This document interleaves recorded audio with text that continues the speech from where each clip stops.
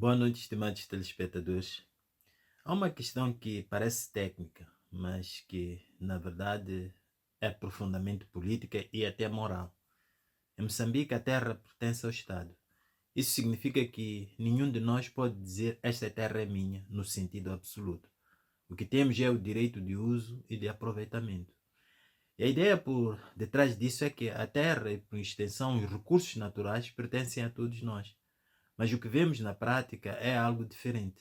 Pessoas com ligações ao poder político conseguem esses direitos de uso em zonas onde existem recursos valiosos, como minerais, gás e madeira, e depois usam essas licenças como porta de entrada para se tornarem parceiras de investidores estrangeiros. Ou seja, um direito público transforma-se na prática num ativo privado. A pergunta que o filósofo Severino Nguema faz, e que me parece muito bem colocada, é se isso é justo. Deixa-me tentar explicar isto de forma mais ou menos simples. Há bens que ninguém produziu. Ninguém criou a terra. Ninguém criou o gás nem os minerais. Esses bens existem antes de nós e estarão lá depois de nós. Por isso há uma intuição muito forte que eu penso que todos nós sentimos, de que esses recursos devem beneficiar a todos e não apenas a alguns. Então, quando o acesso a esses recursos depende da proximidade ao poder, já não estamos perante uma distribuição justa, mas perante um privilégio. E há um segundo problema, talvez ainda mais sério. Quando o acesso à riqueza depende de quem se conhece e de quem está próximo do poder, nós criamos uma sociedade em que as regras não são claras, e sim pessoais. Isso faz com que as pessoas deixem de ser cidadãs iguais e passem a depender de favores, de contactos, de proximidade e de ligações políticas.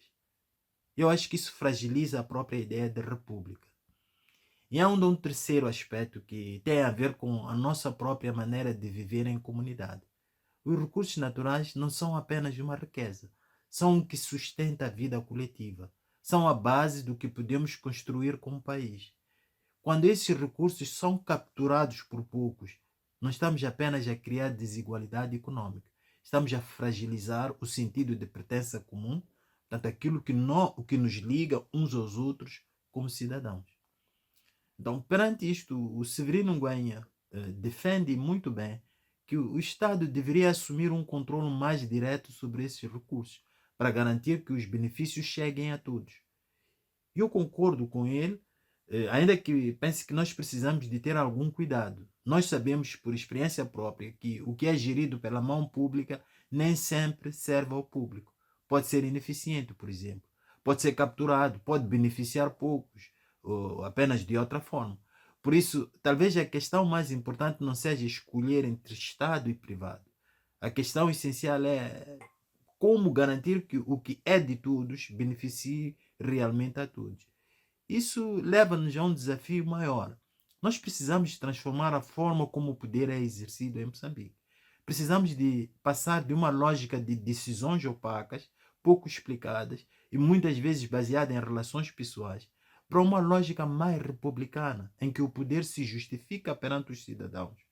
Quando decisões com impacto profundo, como a atribuição de direitos sobre recursos naturais, não são explicadas de forma clara, pública e convincente, abre-se espaço para a desconfiança.